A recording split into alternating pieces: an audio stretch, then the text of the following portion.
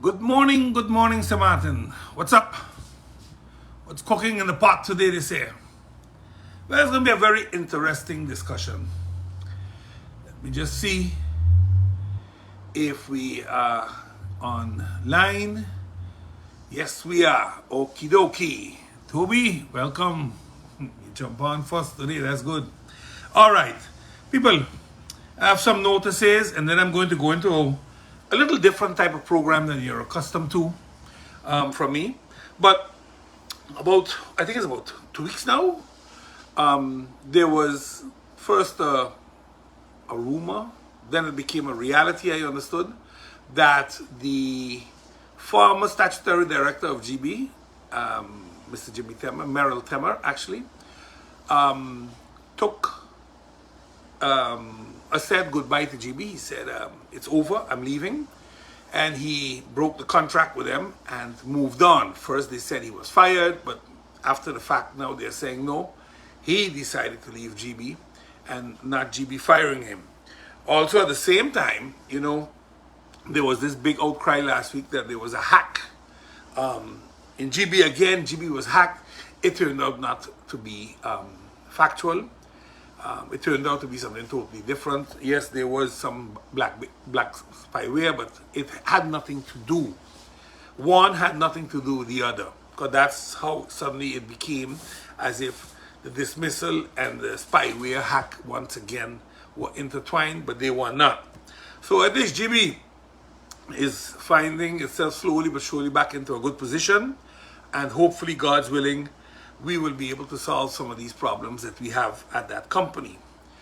I got a call from a very agitated person that told me they are trying to apply for a building permit, and they got an appointment to apply for the permit 2 months from now.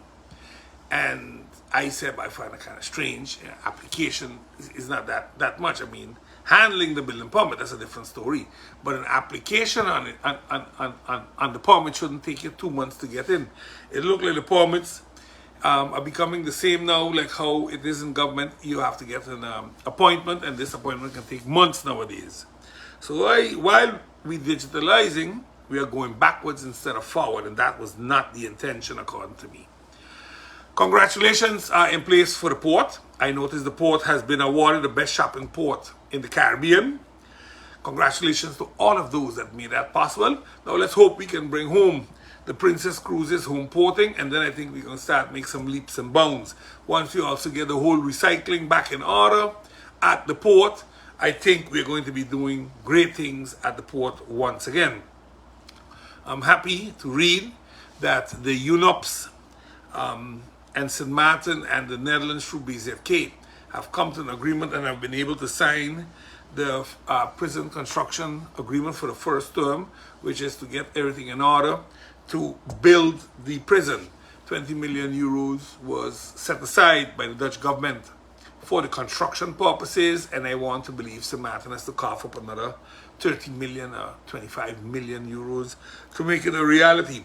Let's hope it happens, so that at least we are off the bandwagon of the human rights that we always get ourselves confronted with when it comes to the detention centers in Sint Maarten. Let's hope we get it done the right way this time around, and I wish the minister much success in that endeavor. Last week Tuesday I broke news that the airport was under very serious scrutiny again, and I'm happy that at least this time the government didn't put a spin on it and agreed indeed the airport is under scrutiny. And that is because the airport can't tell the truth. They have a sickness down there that they must continuously lie about things. Now they even running promotional errands about, oh, take this, come down there, we can put a hard hat on you and we can see. Listen. At the end of the day, we are 5 years further with that airport. 5 years. You can blame Michael Hyman, but he was moved. The people at the helm right now are there for 3 years nearly. And yet, we can't build an airport.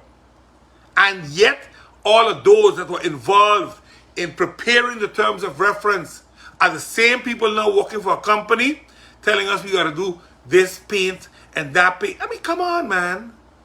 Come on. Just build the airport. And if you can't do it, step aside.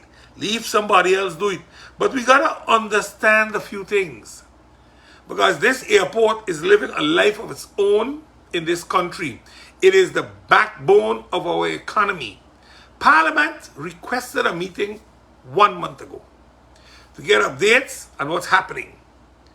For whatever reason, the chairman has not honored that meeting yet. Nor the former chairman, nor this chairman.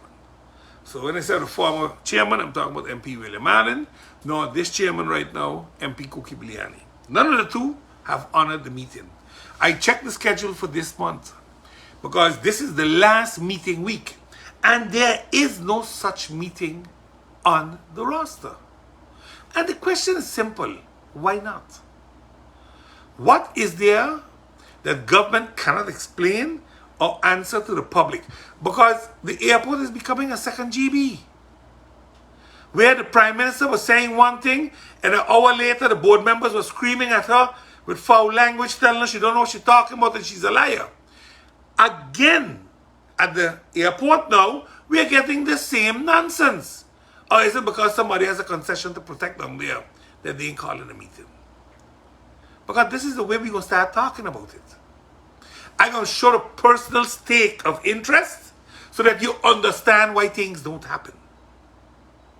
Because that is the way it is going to be moving forward.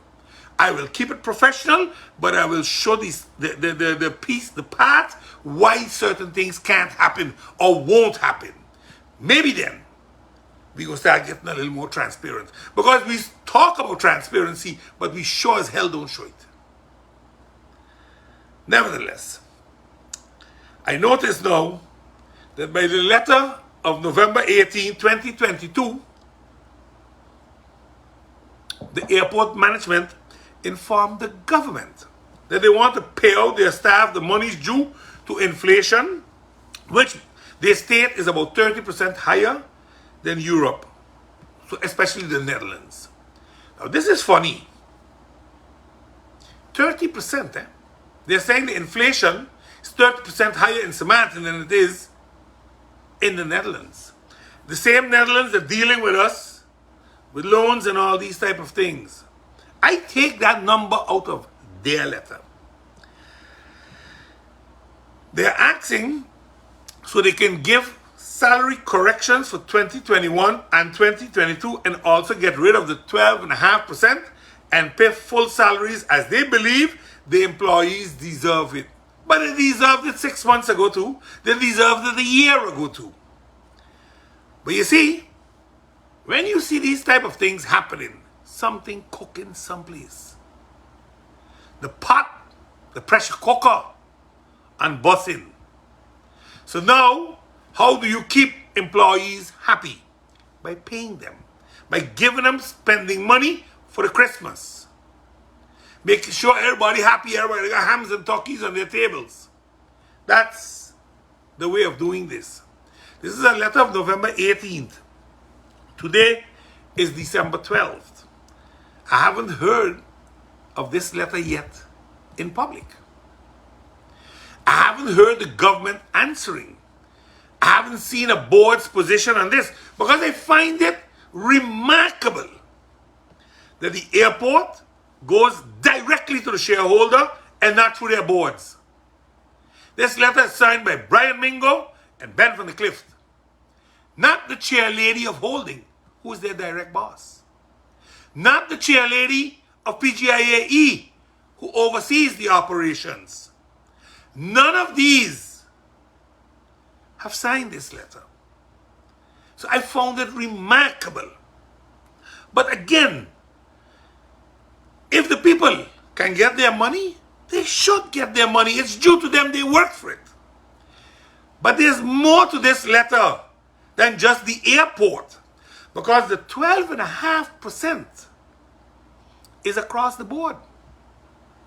The 12.5%, if government allows them to pay it, that means government is going directly into the law. That means GB, TLM, SLS, all of them schools, civil servants should get it back. Should also get the 12.5%. And I'm going to come to that 12.5% in slavery BS that the Prime Minister playing with.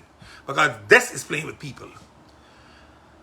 Either we're going to do it the right way or it ain't going to happen. There's one way to move the 12.5%. One way. Take it to Parliament and tell Parliament you ain't agree with it no more. Stop it. Take it to the governor and ask the governor to sign it. In the well-being of the people of this country whom he belongs to, where his roots are from. He so eloquently put that one so. So now I hope he also goes and signs off a decree in the well-being of the people of this country and not the master he serves. You see, these are dangerous, dangerous games we are playing with people. We take slavery and we throw the slavery apology into the 12.5%. They have nothing to do with each other. The airport sends a letter on November 18th asking that they can pay their people the 12.5% and make all salary corrections for 2021 and 2022. That means all the increases they had to get, etc., etc., that all of those things are given. And I agree with that. If you can afford it, do it. Because from day one, the 12.5% was a nonsensical aspect on the companies, the airport, TLM and all them.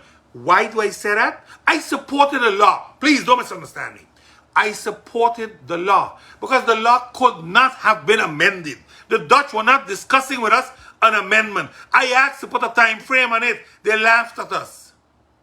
But again, the 12.5% was us. We made that law, not the Dutch. Please don't ever make that mistake in saying the Dutch make the law. Aruba came with a 12.6% law, and because we were not on the ball and the government was at loggerheads with the Netherlands, they didn't participate in the law. And in November of 2020, we came in last minute and we accepted the 12.5% law. We were the authors of that law, not the Netherlands. They just took what Aruba had, what Kyoto had, and we just jumped on the bandwagon because we needed money that December. So if you want to move the law, go to the same parliament, the same 15 you got there right now. You have 8. You have a stable government, you said. Go there and have them vote to move it. The state secretary gave you the opportunity to roll back the law the last time with 6.5%. You opted to force through your illegal law in Parliament. And now, you're tying it to the slavery apology. Y'all are sick people. That's the honest word I got for you. You all sick. Ain't now. This ain't politics. This is not politics, people.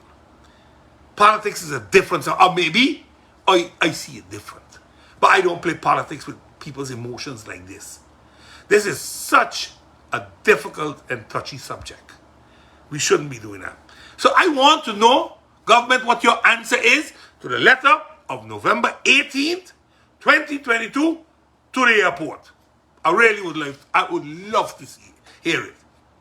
Because I know it's going to be one of those wishy-washy nonsense stories that you're going to come with again. Businesses in Down Street, Plants Square area have asked me to publicly ask the government / the harbour or / whomever in charge, why are the tenders not reaching down by Walter Plants with the same consistency as they dock at Bobby's Marina and Captain Hodge Wharf? Why?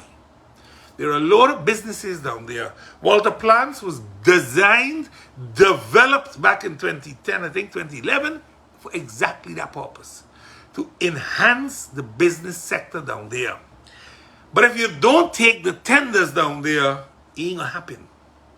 Because when the tourists them see they keep landing here in Captain Hodge and they seen the other tender pair down there, you don't have to be a rocket science or a genius to say, well, something must be wrong that they ain't going down there. Must be the bad part of town. So they don't stroll down too far anymore to go and see how down there is. And that's unfortunate because we are not giving those business people an equal chance. We always talk about this equality and we equal, but we ourselves don't practice it. Because we are not working with the people from down the street. When it comes to having the tenders go down there too, having tourists get off there, having tourists stroll the streets down there and do something for that side of the town. So again, I just needed to tell you all it so you can hear it and understand that there are people down there that are also crying out. It shouldn't be so that when everything else is filled in up street and mid street that we then go down street. No, spread the cake, spread the pie. All right, St. Maarten. There was a wonderful article that I read and I brought it up here. I am not going to mention the names, but there was a great article and the question was, will St. Maarten survive the vicious development it's still going through now? Cutting in the hills, etc., putting more new homes, more new hotels, more new apartment complexes, more new businesses, while the infrastructure has lagged behind so bad that it most probably can't catch up no more. On its own, that already is a wonderful discussion because it's a discussion that you have to look at the economy, you have to look at the environment, you have to look at immigration and bring those three things together and see how they can form one and make the island sustainable moving forward. In the past, it used to be the economy versus the environment, the battle of the E's. Today, for immigration, has taken a prominent front seat in this whole equation. Because all the additional housing that we need is for immigrant workers. In the Netherlands right now, and I'm going to discuss it just now, there's a whole debate about immigration and closing its doors. And I'll explain you why. So I think we need to get a few people together that understand all the themes that I just mentioned. The economy, the environment, and the immigration. And put them to review if the premise that it is too far gone, so our infrastructure has lagged too far behind to ever catch up to make this island sustainable again, is true or false. And they go, no man, don't worry, we can fix it. No, you cannot always fix something. Sometimes you're going to have to settle for what you have and make do with what you have. So again, it's a genuine concern by the gentleman that made it. A genuine concern. One that I too can look at and find myself into that type of concern. It is a genuine one. All right. Seniors. I have been getting calls from seniors and it was heartbreaking, the discussion we have. Seniors have it very difficult already to make ends meet on its own. We have been discussing this. Seniors have decided to take to the gardens and go and plant their own food. But seniors cannot deal with the influx of monkeys that are eating their produce. Monkeys, that's a very invasive species here. Nature Foundation said they have brought in a ranger to see how they can deal with it. So I am saying this to ask Nature Foundation maybe if they have any outreach program where seniors would be able to call I don't know how good they be with the email or the WhatsApp, but maybe call and get help to see if the rangers can give them some tips on how do you keep out these monkeys? How do you keep them away from your garden and eating the little plants that you have there, the little fruits that you plant, the vegetables that you plant? How do you keep them away? How do you save your crops so you can eat them yourself because you can't afford to buy them anymore? How does this work? You know, is there anything you all can do for the seniors? I really, really hope that there's something, because it's difficult for them already. We know that. I don't see enough help coming from the government for the seniors. We talk a lot, but we don't do much. So again, I really hope Nature Foundation, you can do a little more than talk and help guide these seniors who are trying to do something for themselves to make themselves self-sustainable in a difficult time in everyone's life in this country. Same-sex marriage, our churches, and the Constitution. Okay, now let me state this before I start. I am picking no sides in this fight. I have my opinion, but I will pick no side. I think everybody have a right to make a choice. And that right is now being debated, at least finally, publicly. There were two cases that were handled by the courts of appeal regarding same-sex marriages on December 6th, and the verdicts were given, one in Curacao, one in Aruba. And there were two critical questions that, in reality, the courts wanted to look at. And one of the questions was, does the exclusion of same-sex marriages in our Constitution violate the human rights conventions? So again, was by not putting it in the Constitution that it's allowed or not allowed violate the human rights conventions? And the answer was no, it does not. So we got that question solved. The other question was, does the exclusion of the same-sex marriage violate the Constitution of Aruba and Curacao? The court said yes to that. So that the Constitution doesn't handle it is a problem. So the court immediately also made a statement, and I want to discuss that statement later, where it stated that it falls within the law-forming legal task to open marriages to same-sex couples. Now, it is that law-forming legal task. It is how you interpret that we will discuss later. Now, again, the courts naturally find themselves in a difficult position when they had to decide on this. Why do I say this? Because, the human rights aspect, Protocol 12 of the human rights aspect, comes from the European Human Rights Courts, their covenant, and the ICCPR. It comes from those two covenants that they look at. And in the European Union, there are a lot of countries that do not agree with same-sex marriages and do not recognize same-sex marriages.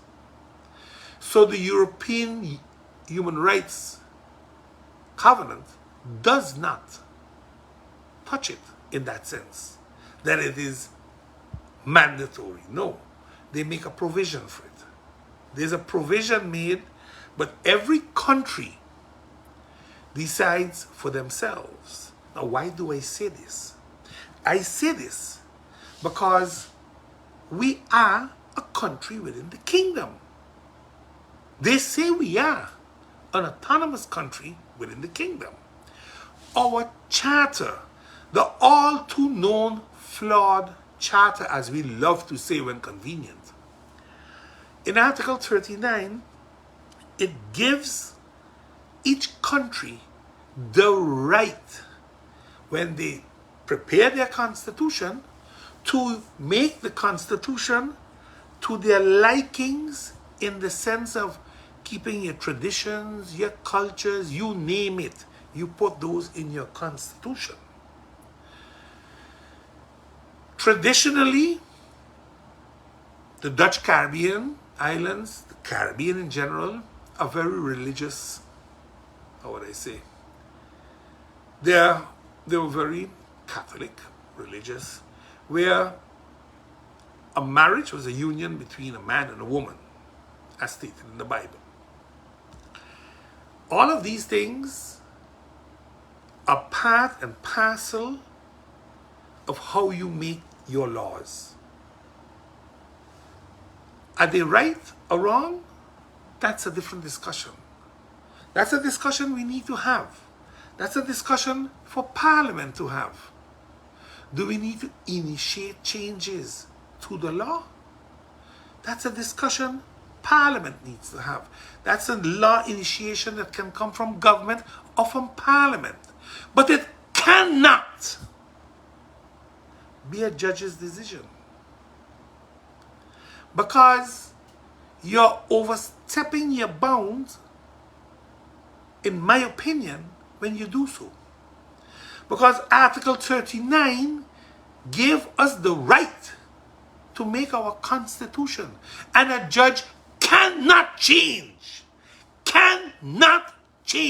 our constitution. Only the Parliament of Sint Maarten can propose the change, approve it with 2/3, and then it goes through to the Netherlands also for review, to ensure that it's not in contradiction with other laws. This is the way it works. Constitutional review is something we should do every 5 to 10 years as a country. We have never done it. That's why the whole electoral reform, that's why I love the, mind you, listen carefully, I love the verdict of the judge. You know why? Because I have challenged this constitution, and all the long talk, I could go to the judges now and say, listen, my human rights have been violated in accordance with the ICCPR. So do your law forming legal task and put me back in Parliament. But it doesn't work so according to me. This is something that we have to stand still by a minute. And we have to ask ourselves, where does it start and where does it stop? I'm not a legal scholar. I love to read it. I try to understand it as much as I can, but I'm no expert. So I'm not going to profess here that I'm an expert. But I'm telling you that we got to be careful how judges decide to change a constitution of a country by saying they have a law-forming legal task. I don't believe it goes that far. I don't believe tomorrow that the judges can say, well, we're going to change the constitution and we're going to invoke the death penalty. I don't think so. I don't think so. You don't have that right.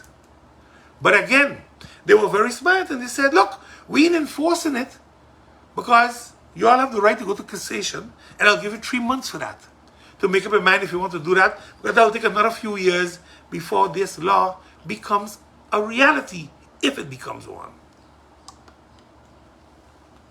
Remember, there was a verdict a few months ago where the Supreme Court said, when we speak of the Netherlands, we speak of the Netherlands in Europe, not the Netherlands in the Dutch Caribbean, Bonaire.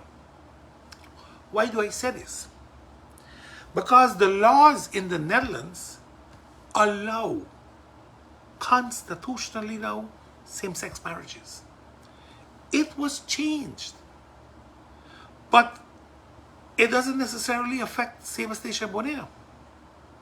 Euthanasia is allowed in the Netherlands, regulated by law, but it is not allowed down here.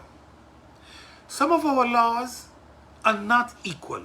There's no concordance there. They're not equal. And we need to understand this, because we run discussions not understanding certain things, and then we become ignorant to the law. And that's not my intention. My intentions are to make you all understand the law from a different perspective. And the perspective is, are we allowed to do what happened in these groundbreaking decisions? Right now, same-sex marriages are allowed in Aruba and in Curacao. What does that mean for Sint Maarten? I don't know yet, because we didn't have such a case. We were not in courts as country Sint Maarten. Will country Sint Maarten agree to it? I think it's a discussion that must be had. It must be had. People have rights. Again, over time, everything changes. And maybe the union has changed. And the union is not about reproduction rights alone. Slavery was embedded in the law in the past, as if it was okay, it was allowed. Today, it's one of the hugest human atrocities that we have had. Time changes laws. That's a fact. So if a discussion needs to take place, let it be now. I'm extremely happy, extremely happy that we are having this taboo matter get the exposure and attention it needs. I truly believe that it's a good thing. But we need to do it the right way. We need to get the parliaments of the countries involved. We need to have laws initiated. And we need to move with it. And yes, there were law-forming tasks granted to the courts. But I do not believe that this one is one that they should have decided on. Because the judges are biased. They come from a country where it is so. And then they're going to impose it on residents that don't agree with it. Now, mind you, like I said, I will not pick sides. But I want to say this. You hear very often the churches are against it. Well, I haven't heard any churches speak out yet on this matter, this groundbreaking case. But at the same time, we drive down the road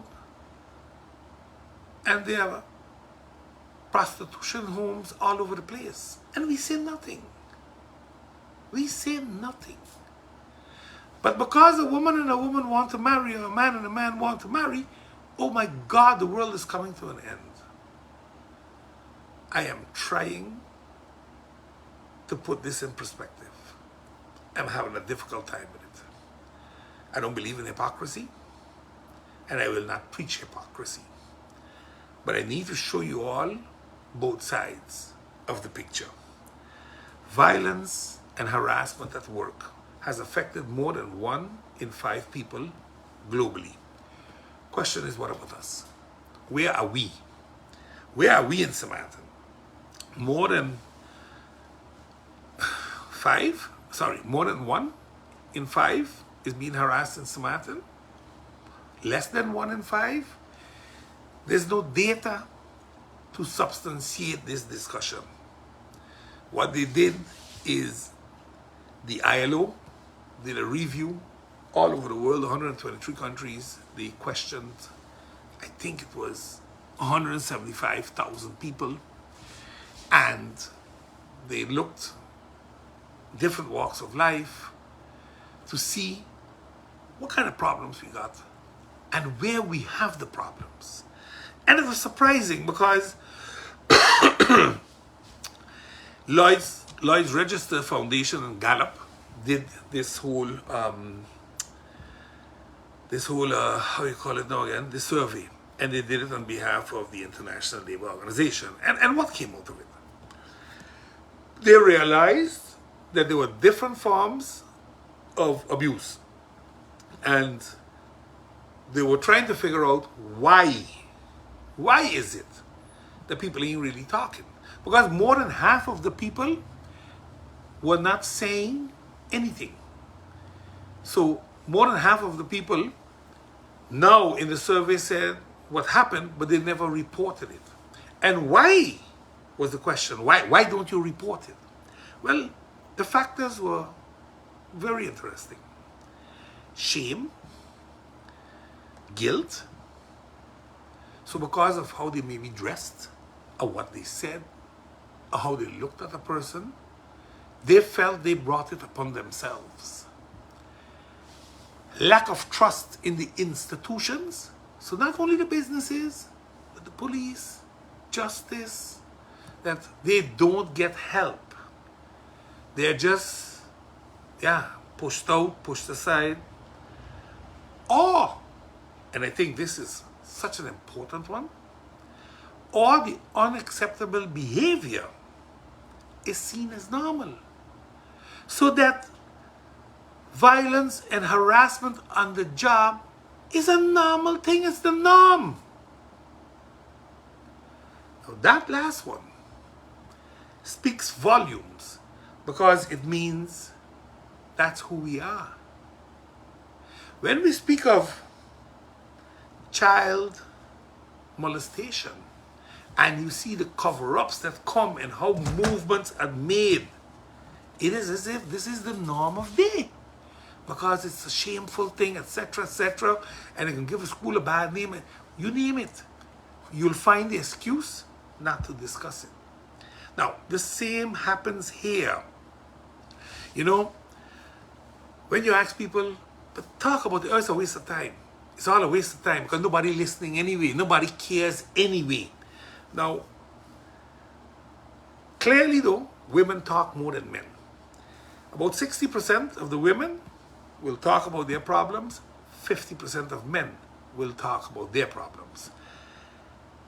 It is said that about 17.8% of employed men and women said that they had experienced psychological violence and harassment in their workplace, and 8.5% have faced physical violence and harassment. So in total, you're nearly up to 26% then. Of the respondents, 6.3% reported facing sexual violence and harassment, with women being particularly the sex or the gender involved. But the groups that were harassed, and this is surprising, were the youth, the migrant workers, and the minimum wage and salaried men and women. So we prey on the weak. We're like animals. We prey on the weak. You see why I told you just now, it is the unacceptable behavior that has become normal, that has me baffled, is because of when you start to put everything in a picture, in a bigger picture, you get scared. Because we have absolutely the social and moral values. We don't. Because if you don't do it here, you're doing it there. So you run a business and exploiting people. That's a form of harassment. Young women were twice as likely as young men to have faced sexual violence and harassment. And migrant women were almost twice as likely as non-migrant women to report sexual violence and harassment. More than 3 out of 5 victims said that they had experienced violence and harassment at work multiple times, and the majority, the most recent incident, took place within the last 5 years. So this thing ain't going away. It only got worse. So I think the report from ILO is really, really starting to show us, what's happening in this world. And Sint Maarten is part of this world. We are not excluded. We are not out of that bubble at all. So the thing is this. When you look at the vulnerable groups that I just mentioned, youth, migrant workers, and minimum wage and salaried men and women. That is about 75 to 85% of our workforce. They fall in that. They fall in those categories. Are we 1 in 5? Are we 2 in 5? What are we? We have no clue because we have no data, or we don't have enough data, or the data is not put together in one place so that you can do an analysis. And we are realizing that more and more as we go along, that because of the weak data collection this country has done over the past 20, 25 years, we don't have good fallback positions at all when we want to make a statement. So I will not make a statement that it's 2 out of 5, 1 out of 5, I don't know. But we should get regular collection of robust data.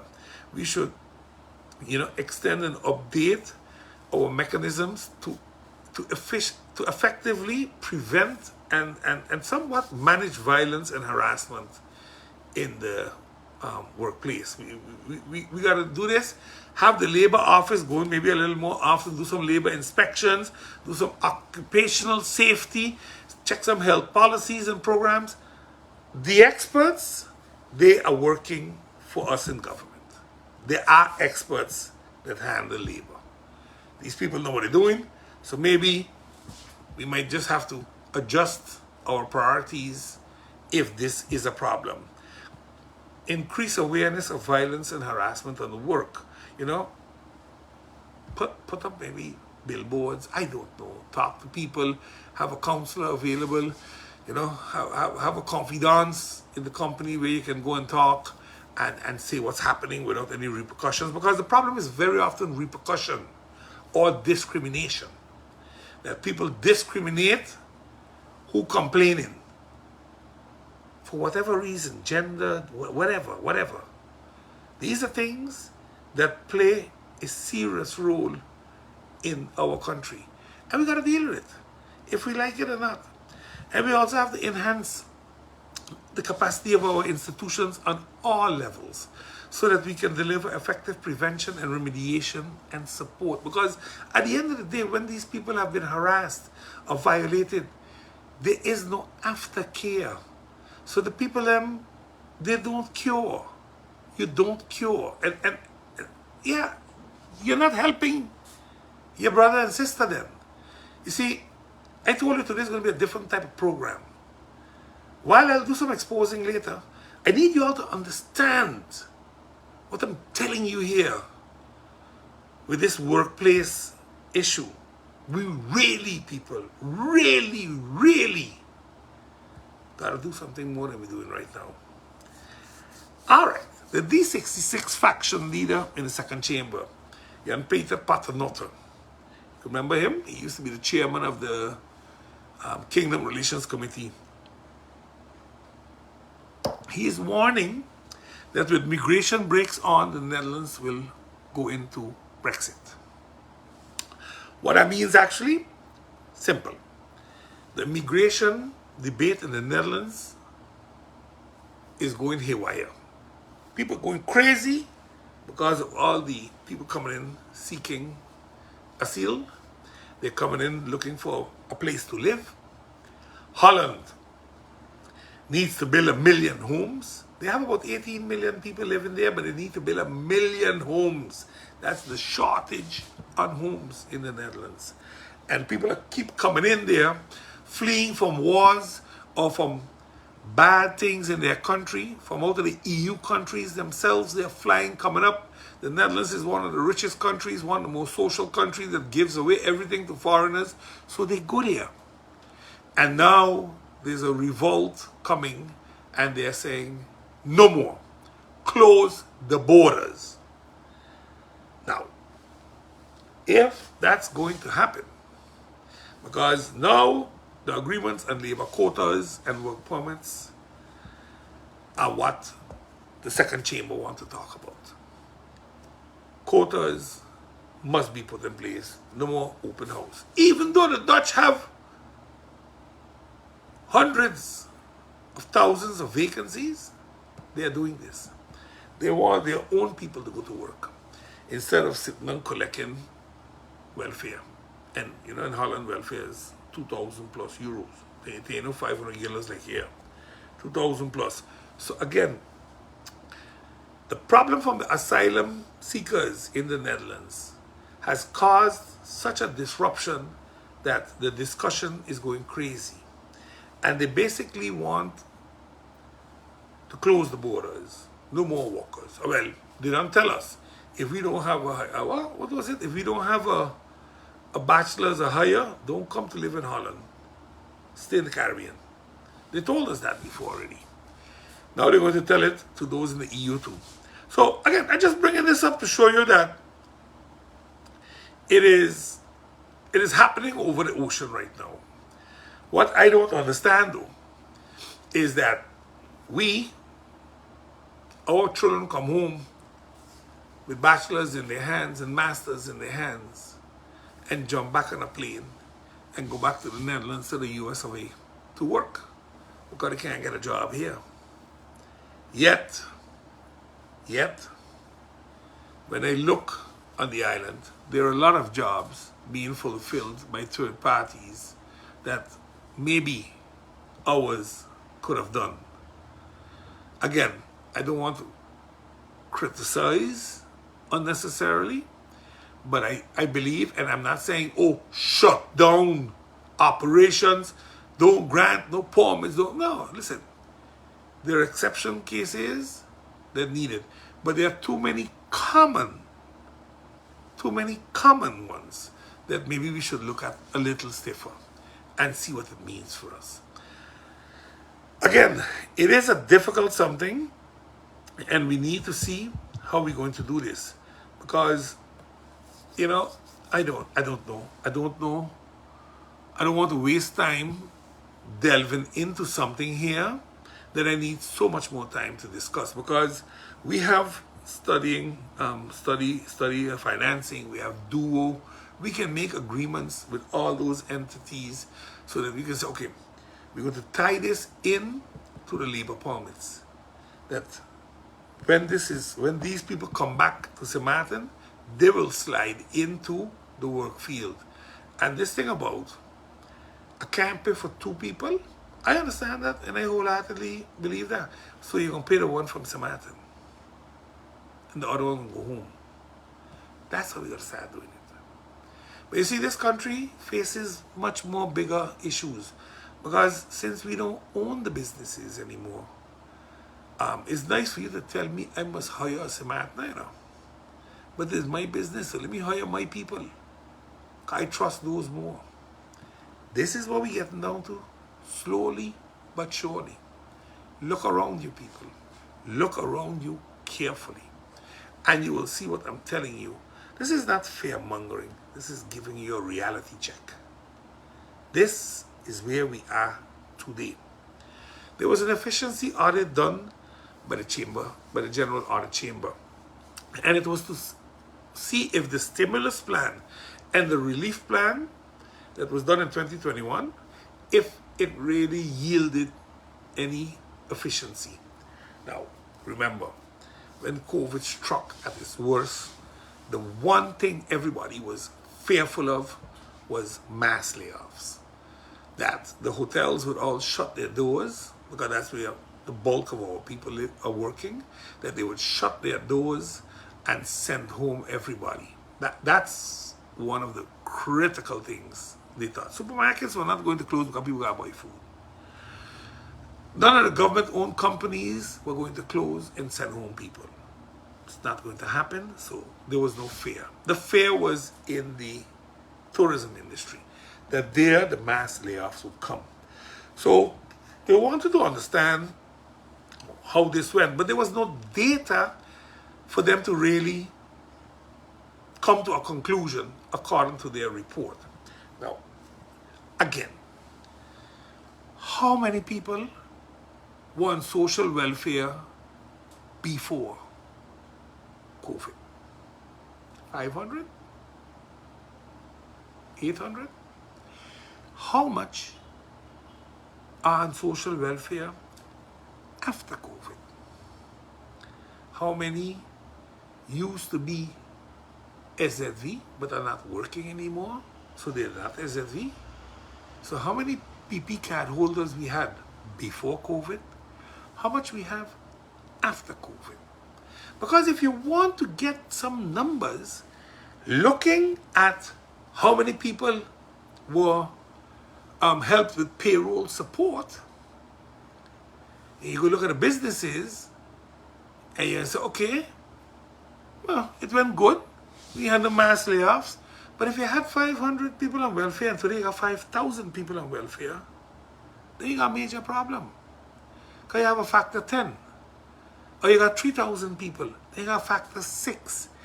It means that the business community let go a lot of people and never took them back. So yes, they were kept afloat. They didn't go bankrupt. That is correct. The businesses didn't go bankrupt. But a lot of people lost their jobs in the process. What does that mean today? Because there were a handful of people, a few million guilders, I believe, that there was, you used to get like a payout of like taxi drivers. I know they had some taxi drivers were under that ruling. You get about 1,200 guilders a month. People that can show they lost their job, but they were not by a company anymore, they would get help. So when you look at those groups with the monies that went through SZV and the monies that went through Sint Maarten Development Fund, there must be some correlation possible with what's happening in government today. And you then can look at it a little better and say, okay, while I don't have an outright database to work with, I can see that there was an increase in social welfare on the island, or there was an increase in doctor cards on the island because they're not SZV insured anymore. And SZV can tell you, well, we had 25,000 people insured, now we got 23,000 people insured. So we lost 2,000 someplace, we lost 10% someplace. What are the reasons? These are the type of things that we should look for when we want to truly do a good data analysis with the data we have.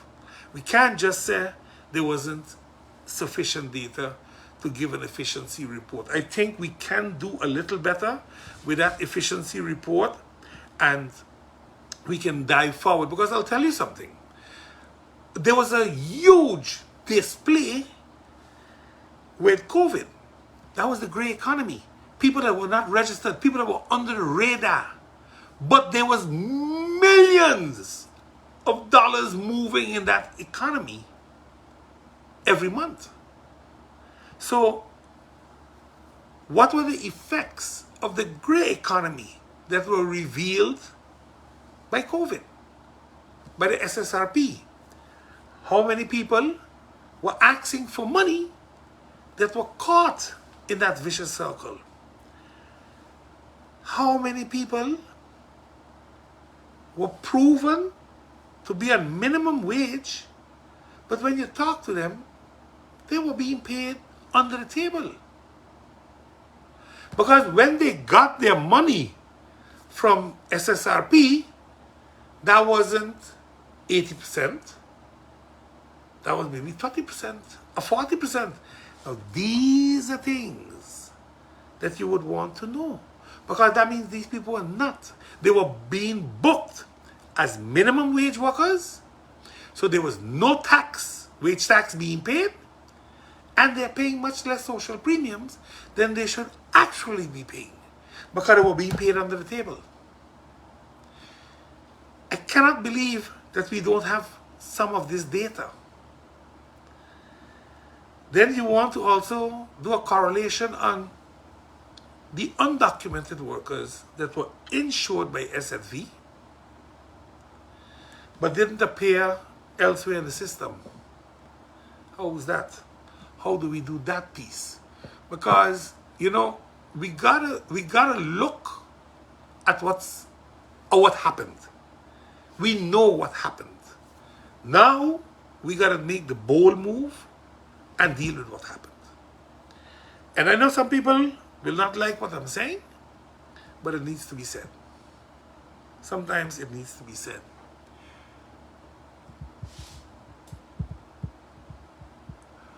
I agree with your shoes that might have happened, yes. But I don't think, shoes, that the people that were earning the 120K were part and parcel of the payroll support. If you were over the 6,000 something, you would have stuck to that platform anyway. You wouldn't go any more above it. So I don't think it affected it in that sense. So let's say somebody was making 10,000. At the end of the day, 6,000 was the max, of 5,600 was the max. That's what could come into the discussion. You couldn't come with 10,000 because they wouldn't look at that. They would 5, 6, and from there they would work with you, if I understand it correctly. St. Maarten's Trust Fund shows strategic results for long-term resilience. According to the St. Maarten Reconstruction, Recovery and Resilience Trust Fund, is advancing critical reforms needed to ensure long-term national sustainability and through its projects producing many positive outcomes. This was their headline. Many stood and took a picture and smiled as if, woo, we're doing something. Let's talk about it. This includes enabling financial resilience with almost 2,000 people receiving support and skills training to enhance their income and building climate resilience, with majority of the population now protected from future impact of disasters.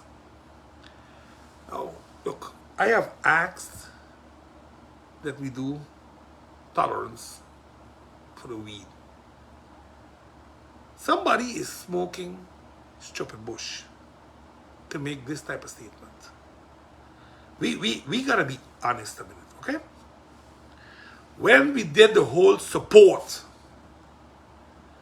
for the skills training, that was done through the hotels, people. One hotel on its own had 1,000 workers. One hotel. That was to prevent mass layoffs. Remember that? Remember that what I told you? Mass layoffs? That's how this went. We gotta be careful how we do these things. I honestly ask you, be cautious, because I will delve into this a little deeper than the other person would normally. It is not fair to do this and say that, oh, we have done this. How many new jobs have been created? How many new jobs? I just said, how many people have been on welfare support now compared to pre-COVID? Go there and look at those numbers. See how many people are unemployed. See how many people have a new doctor card because they're not SFV insured. That means they ain't working no place. And then you're going to come back and tell me how you created so many jobs? Please, man. You all ain't serious. You all cannot be serious. In addition, over 500 home roofs and other critical facilities serving the public are repaired. 139 shipwrecks are removed, and over 10.5 kilometers of the country's shoreline cleaned. Residents and businesses located next to the landfill are being resettled, paving the way for better management of the country's solid waste. All right. Let's look at it. Let's look at it. 500 homes were repaired. Yet hundreds of seniors are crying out for help with their homes, and they're being told they cannot be helped. But you come and talk about 500. Someday I go there and say, Secretary was talking about 1,500. Now you get back to 500. You all getting back to reality numbers now. Because the Red Cross said 5,000 when they needed to do a big money collection in the Netherlands. You see, tell the truth. Tell the truth. It puts your soul at ease. But again, you all want to run a campaign now with this nonsense. And that's going to be a problem for you all. 139 shipwrecks have been cleared. The boat is still sitting in front of homes in Beacon Hill waiting for the first good storm surge to pick it up, throw it in somebody's house.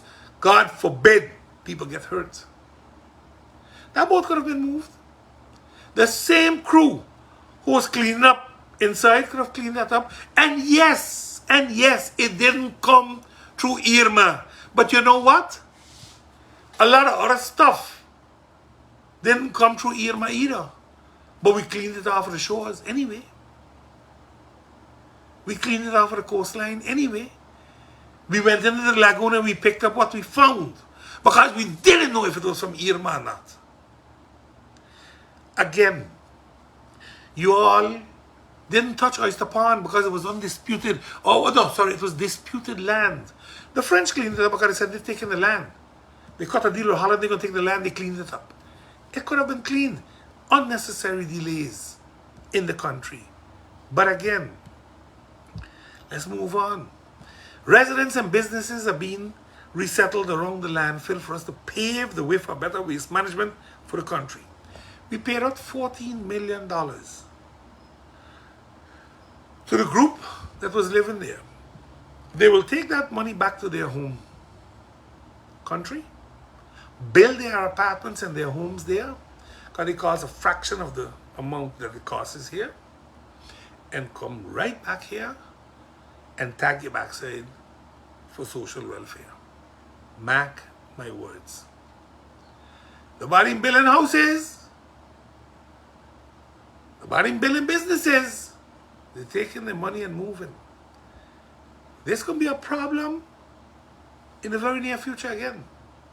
We're not solving the problem. What we are doing is fulfilling the BS rules of the World Bank that tells us we must sponsor undocumented workers and undocumented squatters. Look, if somebody is documented, then the government has a responsibility to deal with it. And yes, then the World Bank can stand on it. But you cannot stand that we are going to be dealing with undocumented squatters. $14 million. $14 million. How many schools are finished? How many? Can't answer, because half of them don't know. But some schools got to start to build from scratch yet. So to Marie Laurence, they didn't even put a block yet. 5 years for them. What's going on in Dutch Quarter with Martin Luther King School? That roof got to take off completely. Nothing yet. Milton Peters College, they got another 6 months to a year there.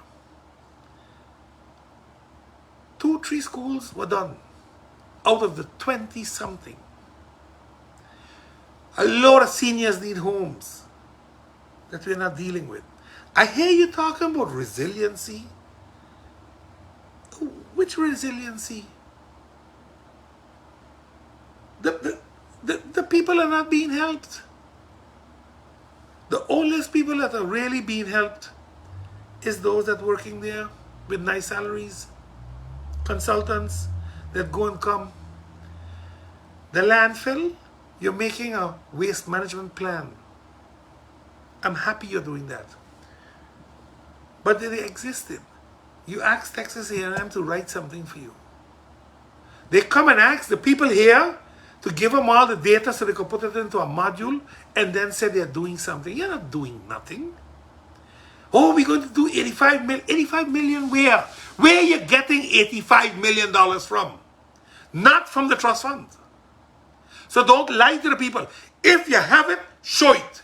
And I go hush my mouth moving forward on the landfill. Show you got 85 million. Show you can do the waste to energy. You know what they said? In the next 5 years, we're going to do sorting. Sorting. We could do sorting now. A MRF costs about 2 million. You could do it now. You don't need to do it in the next 5 years. Stop taking those donkeys you got in there for a ride. They got people that know a little better. I'm sick and tired of hearing nonsense being spewed on the landfill, and because of the incompetency within the ministry, that nobody's answering. Brown gone, Williams gone, nobody else there that has dealt with this at this level. So now, in the land of the blind, one eye is king. And that's the problem we got. So please, do me a big favor. Stop talking nonsense, because I'm going to keep exposing you. I heard the airport said they come down here and oh, how they have to check this and they have to check that. Go Cold Bay, go check on the landfill. There ain't no sorting going on there. That's a landfill. They dump the things in the bush. In the back there. The back of Old Man Jacob's land, go up the hill there. I'm going to take some pictures with a drone. I'm going to put it out so everybody can see. That's why they were down here. That's why they put the airport under scrutiny. But we talking the same World Bank. The same World Bank who was responsible for down here and is responsible up here will give you the story. About 5 years from now, we're going to have a sorting plant in place. This is crazy, man. But hey, we working hard. How you to say? Oh no, we always attacking you so you can't produce.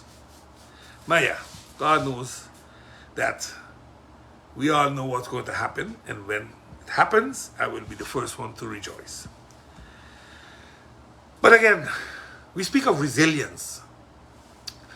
We speak of climate change. We speak of water rising levels. Yet, there is no plan in place for Sint Maarten to handle that. None whatsoever. I don't expect the government to be able to pay for it. So I thought, if you're going to talk about resiliency, then you're going to do some kind of coastal protection for the island. But none. Let's wait 10, 20 years. When we start to go under, I am sure somebody going to throw a dinghy out for us. And then we'll see what's going on. But again, like I said, I don't want to go too much overboard, but I just want to be honest. And I think we need to understand a few things. What's the status of the hospital and the airport? I need the government to start talking to the people of Sint Maarten. Because another 7 million euros given, and the words were to prevent taking the money from other projects. So there is no more money to give. You understand? So I want to see the 85 million you're talking about for the waste management. Show it to me, Minister. Show it to me, Madam Prime Minister. Show it to me, NRPB. Somebody show it. Don't talk about it because you ain't got it. You don't have it there. Yet, you're doing as if you have it there. You're doing as if you're going to solve waste. You're not going to solve waste. Because if you were going to solve waste, the first thing you would have done was taking care of the Irma dump, which you have decided to leave there, cover off, and move because of your incompetency. Because you shifted the money that was needed to do that elsewhere. But you're talking about a waste management plan. Boy, listen. Let me not use no foul language today on this place here. But nevertheless, I think we have reached to a stage where the steering committee has recognized the trust fund's challenges in implementing the projects. And because of various global shocks, it's been impacting the program, including inflationary pressures, so inflation pressures, and so. And then comes the catcher, labor shortages. So we don't have nobody to work. I don't understand this. We've gone from 500 to 5,000 recipients of social welfare. These are people that used to be working. But we have no labor. We have labor shortages. You all sound like the Minister of Romy. We don't have anybody in Sint Maarten that's qualified. You can remember that statement? You are qualified. So they go to Holland to do a job mixer. You know how many people came? 6 people came to the job mixer. 6 people came to the job mixer. Thursday, before they traveled, after I made a noise about it, on Tuesday, they put out their ads in the newspaper. Take pictures, put on Facebook how they're walking. And we will be with the students and the applicants on Friday. 6 people went, they don't trust you no more. Because 300 plus in Sint Maarten went to the job mixers. One was hired in Vromi. One. But you qualified, was the statement. You see the hypocrisy? You see the nonsense that's happening? I'm going to expose it. Bit for bit for bit for bit. I ain't playing no more. I have been nice. I have tried to call, give advice, say this, say that. But you know, when you allow arrogance to lead, then we got a problem. You're going to have a serious problem. But like I said, time will tell. I had this one thing that, you know, I was going to talk about. Does our landfill have a future? And it had to do with the whole formalization of the informal sector. But to be honest with myself and with you all, I will leave this for next week. And I will go over to the King Initiates investigations of Royal House and the colonial past. And I think that was one of the best things I read in a long time. King William Alexander has initiated an independent investigation of the role of the Royal House in the colonial history. The investigation will take 3 years and will cover the period of the late 16th century to the post-colonial era. That's the period right after the Spanish War, when Holland became independent and the House of Orange was born to today. Now, in-depth knowledge of the past is essential to comprehend historical facts and developments and to get a sharp and honest view of the impacts of such on people and communities, the King stated in a press release issued by the Dutch Government Information Service, RVD, on Tuesday gone. You might ask, why do I say this? Why did I read this? Now, I think it's extremely important for us to understand a few things. The timing of this statement, the apology set for December 19th, and the 6 islands, Suriname, and Indonesia, whom were all part of this era. Look, you need to understand that you can't run no more from history. You have to learn from history. You cannot change history, but you can change the future. Slavery is one of the greatest atrocities that have ever entrapped mankind. I said slavery. I didn't say African slavery. Because way before this sort of slavery, there was already slavery in the days of Cleopatra and Alexander the Great, the days of Egypt, the pyramids. Again, we have to look at it. Last night I looked at a movie from Will Smith, Emancipation. And it's based, I want to believe, on a true story. But the atrocities that you saw there in that movie are mind-boggling. And, you know, it made me think on this apology. How do you apologize for this? You were not there. You haven't lived it. Half of us don't even understand it. My great-grandfather was a black man here in Sint Maarten. Was he a slave? I don't know. I really don't know. Is that my ancestor? Yes, it is. Did I feel his pain? No, I didn't. So, how do you have this discussion? How do you accept this apology?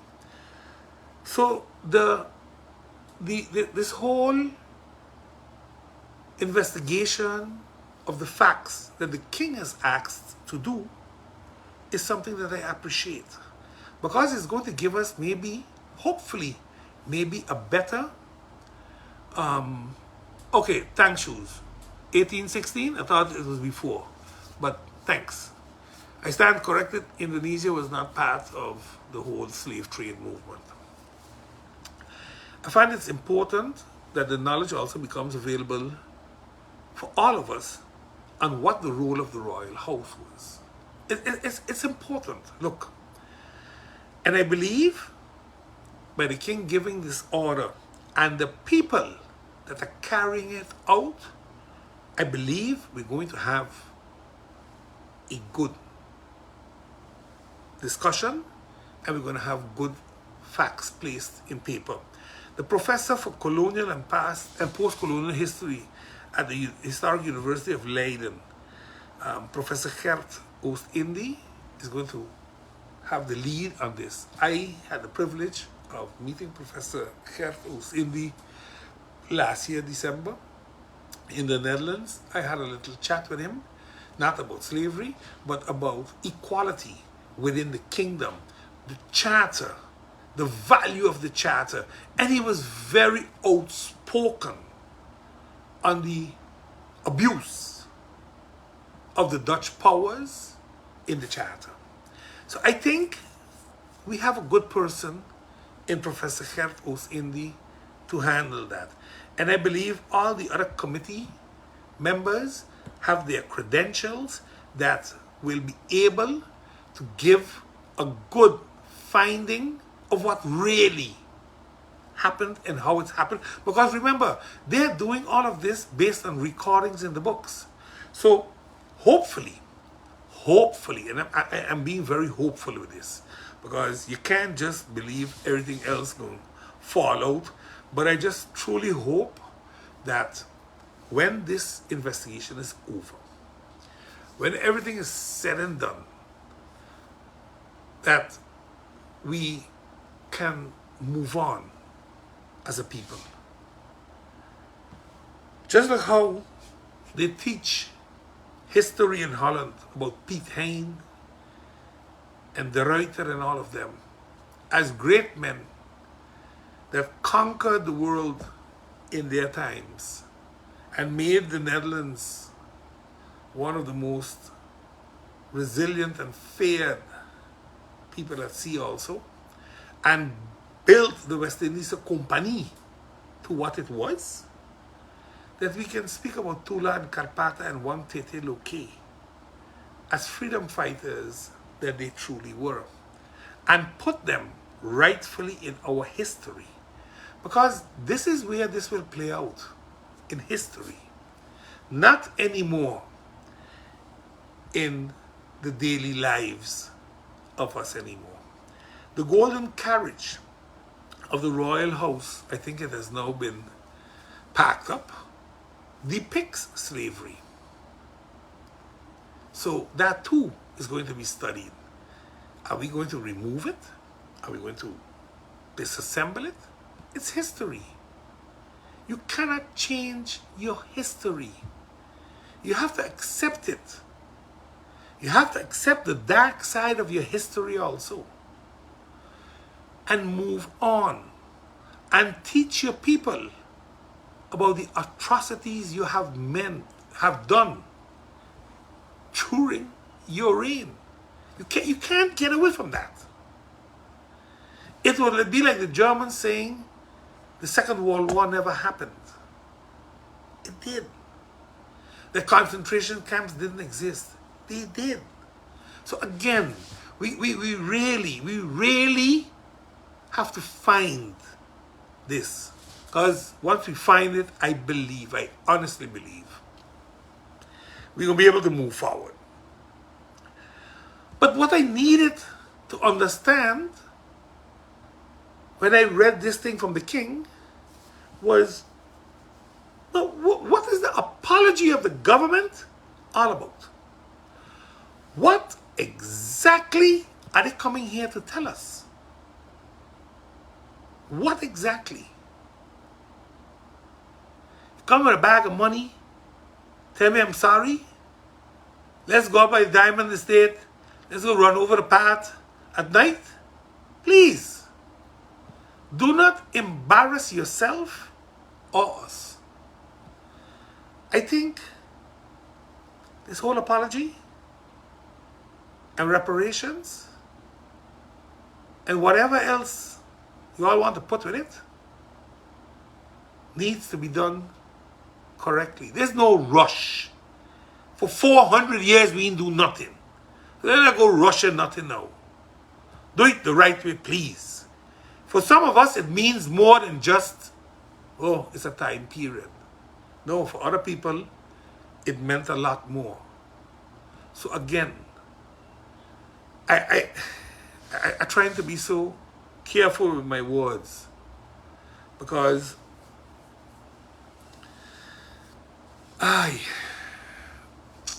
let's leave it to that. Let's leave it. SDCF tells the government they don't need their funding.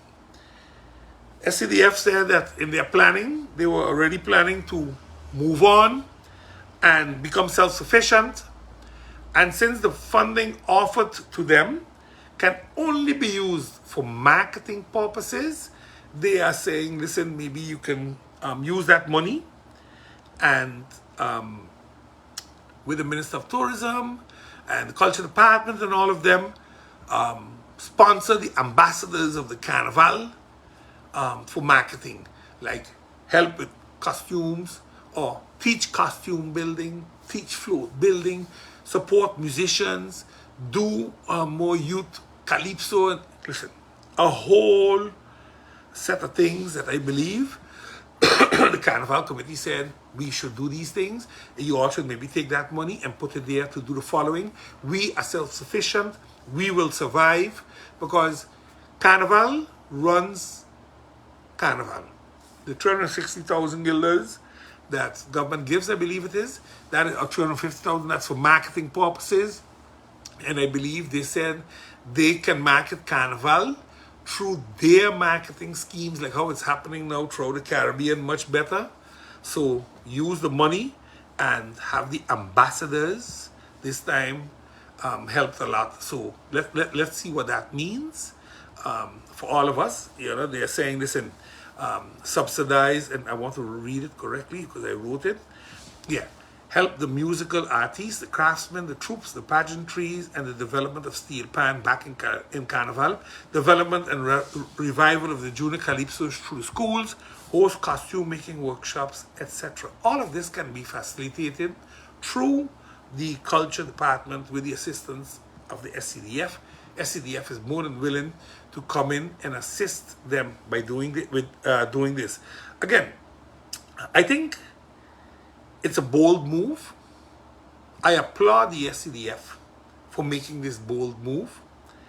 I think government doesn't need to bid out the marketing for Carnival. Carnival is marketing themselves. What the Carnival Committee is saying, take the money and put it to use in these fields to ensure we can enhance the quality, the level of the participants in the Carnival. I think that's a good move. I think it kills two birds with one stone. It will lay to rest who taking over Carnival. The SDCF will continue doing Carnival. I think the message is clear, crystal clear. All those jokers that wanted to remove certain people, because since Carnival isn't taking money from the government, you have nothing to audit. It's not yours to audit. They have been doing Carnival for 50 years, 31 years as SDCF, and I think they have been doing a great job. And there might be sometimes an internal squabble, and yes, sometimes the prizes are not given off in time. You know what? Hey, I don't get back my taxes sometimes for 5 years. You don't see me crying here. Others don't get back their taxes for 5 years. You don't see them crying. So why the government so all uptight that some people didn't get their prizes for 2 years or 1 year? I don't understand. Because that was not the issue. The issue was something else. But that's for a different time. I think the Carnival made a great thing. The concern that they brought up that I share with them is the pageantries. Because pageantries were always part of carnival for us.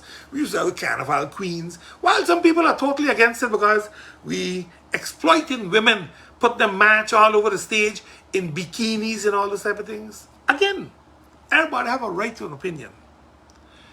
Those nights, don't attend the show. If you're against it, don't attend the show. Like when they're against something, I don't go. Everybody got a right to their opinion. We got to give them that respect also.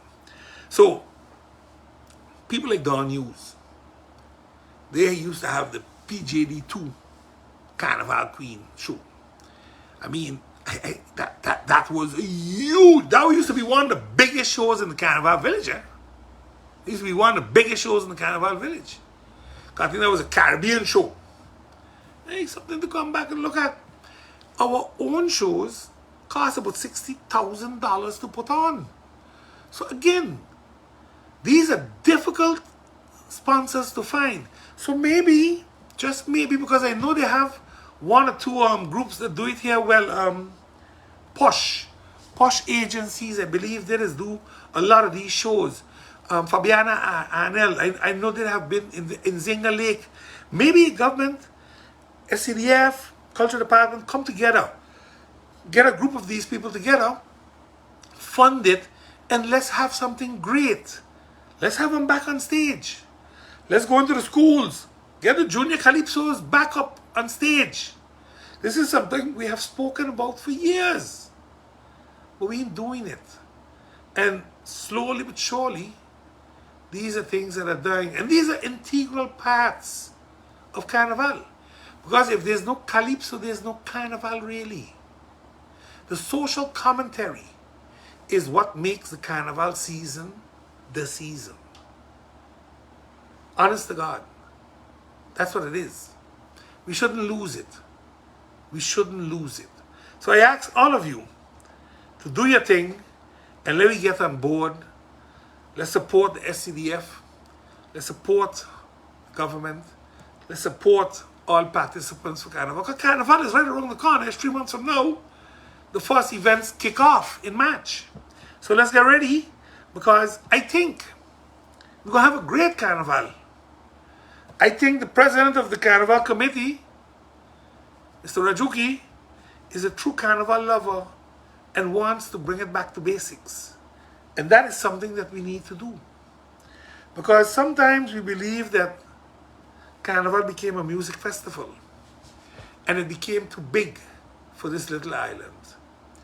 This little island we call home is known to the greatest juve in the world, if we like it or not.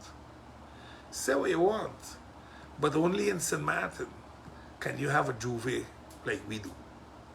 Now, I think, like how they say, everything has a time to come and go, and my time to go is coming. So last week, Monday, I spoke about this whole going to Holland thing. 300 people came to this job mixer here with the Minister of Romy, the Minister of Finance. One was higher than Romy. 6 people applied in Holland. 6 people came to the event in Holland. The amount of money that was wasted. Because you cannot justify going to Holland for over a week to go meet with 6 people. Just like how the Prime Minister had sent the Minister of Plenipotentiary to go speak on slavery in the committee, they should have let him do the job mix up there. There was no reason for you to go, Minister. You should have stayed behind in Sint Maarten and solved the problems in the garbage dump. Solve the problem with the district cleaners. Solve the problem with the trench cleaning. Those are the things you should have been solving, instead of going up there looking for all kind of things. But you know, a lot of people don't pay attention when they see ads. But I do. I do pay attention. And I find it remarkable that the ads are going to the Minister of Romy's office, to his cabinet. They should go to careers at sintmaartengov.org, which is personal affairs, And they should go to the high-ranking civil servants in the ministry for which that job application is relevant. But I realize that they're going to the cabinet or to Minvromi. Why? Why is that? That's not normal. But then again, in this government, everything that wasn't normal became normal. But nevertheless, we'll see. We'll see. When you realize the topics that I discussed this morning, you would realize that we are not alone in this world. We are not alone. We are part of a much bigger picture. Recessions that we have absolutely no hand in will determine how we behave the next 6 months to a year, because it will affect us. How bad it will affect us, we don't know yet. That really depends on what happens in the tourism industry, what happens with the cruise ships coming in, what happens with the aircrafts coming in. Fuel will also show where we can go and where we cannot go. GB is going to be the determining factor for the survivability of many people in Sint Maarten, if we like it or not. Government is going to have to make concessions, serious concessions on what it can do for its seniors and when it can do them. Because seniors are going to sleep hungry. Children are going to sleep hungry. All in the name of progress, seemingly. But I don't think that's the progress that our people want in Sint Maarten. We need to be careful with what we are selling to our people. We need to be careful with how we do things. I want to read you something a senior sent to me. I will not call her name, but I just need you to understand how they are thinking and how some of them are feeling. Please address also what we have, that we have it hard and we can hardly buy food, and we love to help ourselves in our yard. Yet we can't cause the population of monkeys are getting bigger here. Just like foreigners that is taking over our jobs, monkeys are eating our foods we plant. It's getting real bad. Sorry, but I must say this. It's like politicians don't like locals. Only here giving everybody from away good positions, putting their people aside. I could never go Santo Domingo, St. Lucia, etc. and get better jobs than their locals. And if I do, they will find me in the bushes cut in pieces. Thank you for your voice, as we, the local poor, and yes, we are becoming a third world country. So sad to see how we're going backward every day. This is a senior that sent this text to me. I decided to read it verbatim, because I need you all to understand how they are feeling. These are the people that build this country. These are the people that we are refusing to take care of.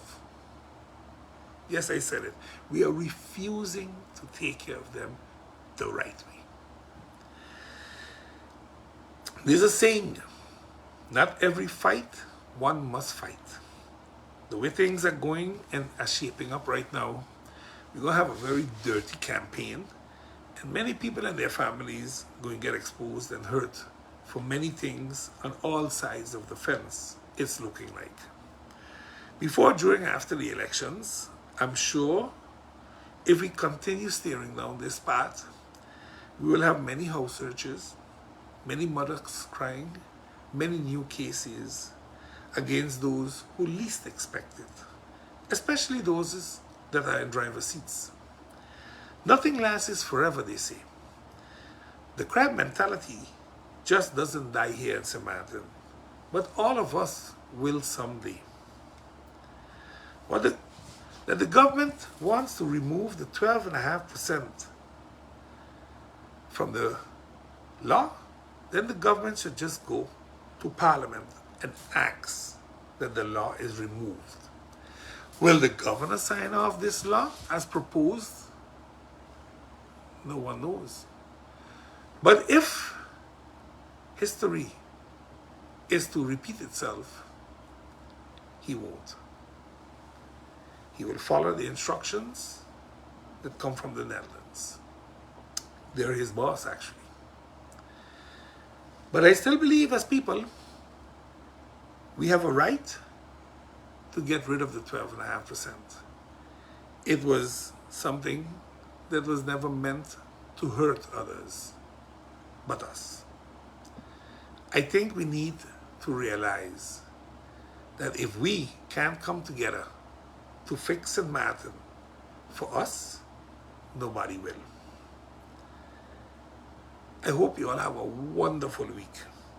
To all the football lovers, Argentina playing Croatia tomorrow. France playing Morocco Wednesday. I'm going to look at both of them. I have to support France. That's the closest one across the border. I was for the Dutch team. They lost. Well deserved. So we got to move on in life. Can't cry about it. Please share my podcast today. And you all have a blessed week and take care of yourself. Bugs is out.